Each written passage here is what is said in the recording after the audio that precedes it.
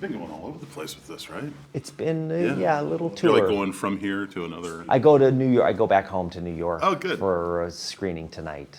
Is New York, that's where you Yeah, I live in Brooklyn. That's great. Yeah. How's the weather there right now?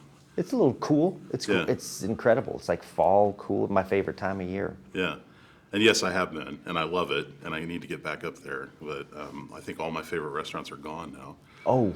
Yeah. Like all which the mom ones? and pop type places. Oh, yeah, delis and stuff. Yeah. It's definitely changing. Yeah. There's still some good ones. There's this Italian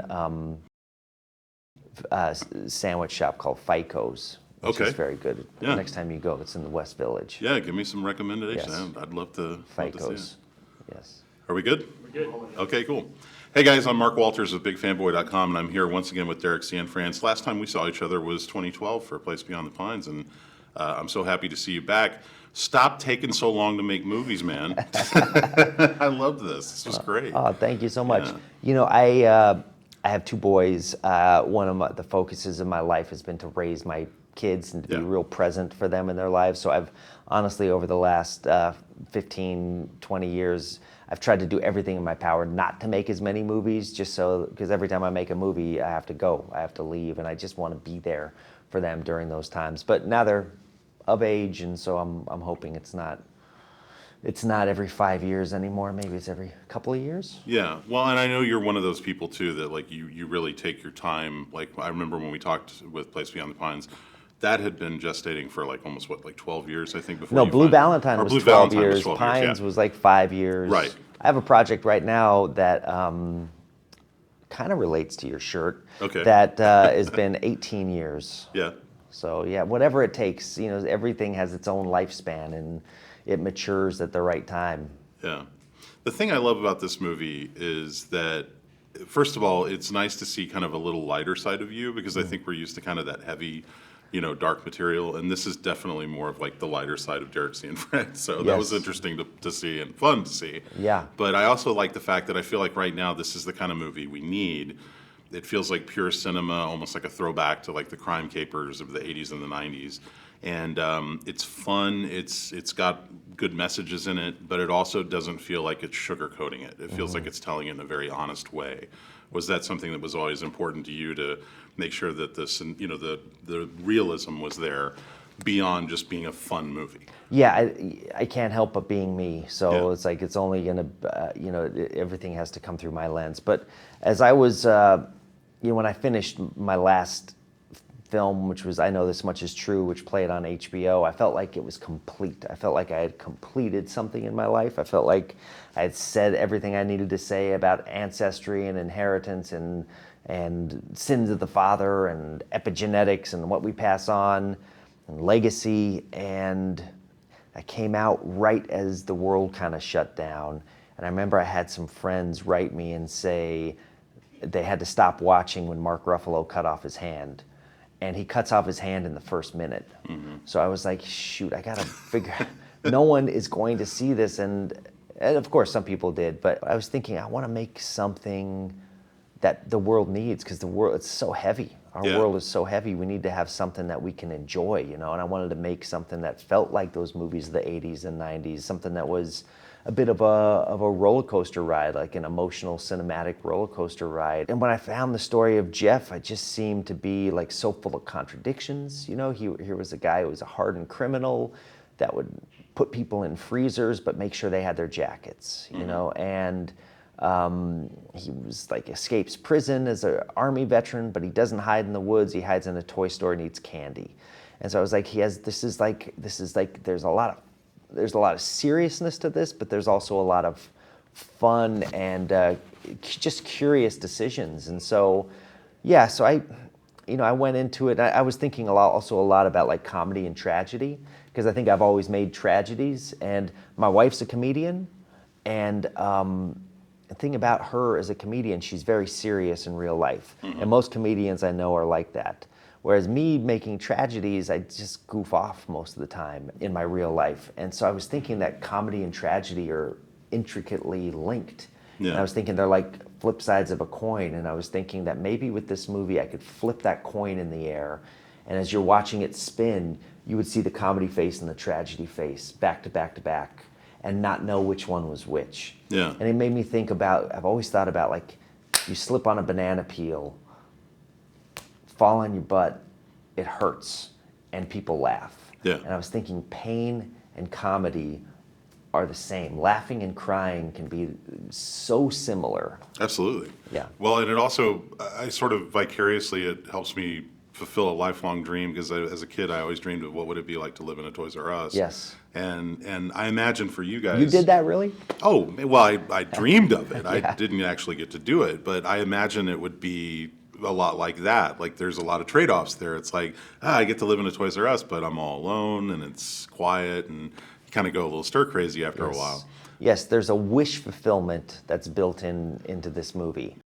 It's like Dawn of the Dead, Yeah. right? You get to live in that mall, like, or career opportunities. Yeah. But the thing I wanted to do with this, which was true to the character of Jeff, is that you can surround yourself in a toy store and eat nothing but candy and have fun with all these toys. But after a while, if you eat nothing but peanut M&Ms, you're going to get cavities. Get And those Jeff got cavities. 14 cavities.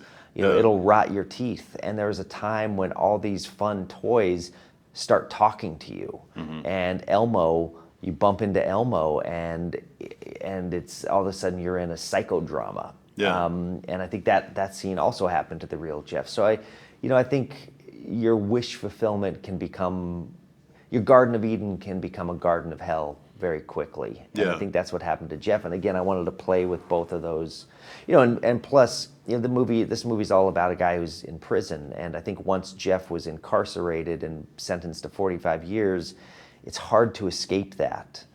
And so even if you go and live in a toy store, pretty soon you find that he's also incarcerated in that toy store. He can't get Yeah. out.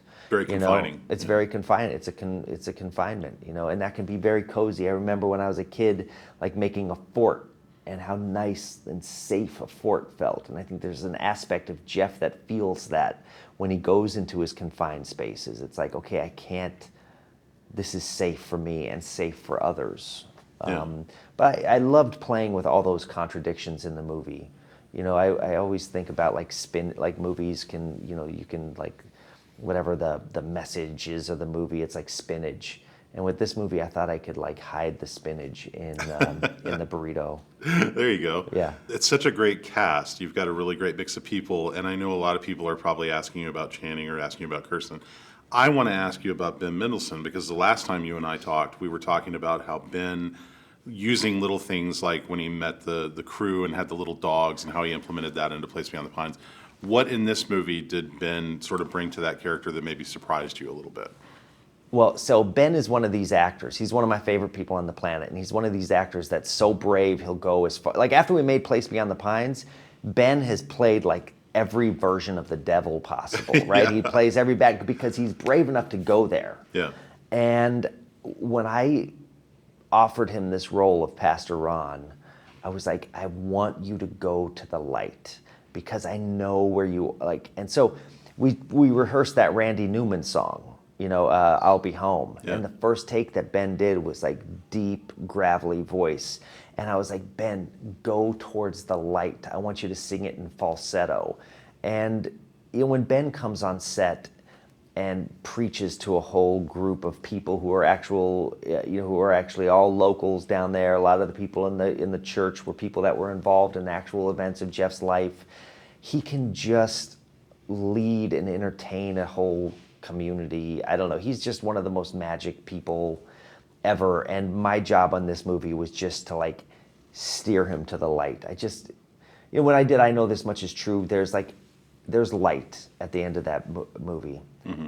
There's like Rembrandt only works if there's some light. You know, it's a very dark world, but a little bit of light. And I Know This Much Is True was very dark with just a little bit of light. And with this movie, I just wanted to feel more light in the room. Last thing I want to ask you, you mentioned last night in the Q&A about how Jeff told you that this movie helped him kind of reconnect with his sister, helped him feel better about himself in a lot of ways. Was there any other things like that came out of this experience that surprised you? Well, it's still ongoing, you know, Yeah. because the movie's just coming out. And so I just met Jeff's sister 3 days ago, you know, and she wrote me and she told me that the movie made her laugh and made her cry and somehow brought her closer to her brother. Yeah. And Jeff called and said that he had just gotten off the phone with his sister and that there was nothing between them anymore, and that it was like they were in high school again. And he was just like, if I could give you a hug, I would. And Lee and Pastor Ron hadn't spoke to Jeff for 20 years, and after we shot the movie, they went to visit him, and now they're back in his life again. And I don't know, movies, this is a big, movie for everyone to enjoy. If those things are happening on like the human level for the main characters or for the people that were involved, I feel like it's. I certainly didn't expect any of those things to happen, but it's heartening, to know that people are engaging, families are, some of the, and some of the stories yet to be told because, actually Jeff's son, who I tried to reach out to before we shot the movie, he just got in contact with me, so we'll see where that leads to, and I'm all about like trying to close the loop. Yeah. And close the circle with this story as much as I can. Yeah, that's fantastic. The movie is Roofman. We'll have more information down below on where you can find out about it and our review as well. And Derek, thank you so much for coming to Dallas, and thank you so much for bringing us this. This Thank is you. great. Yeah. Thank you very much. Thanks, buddy. I appreciate what you had.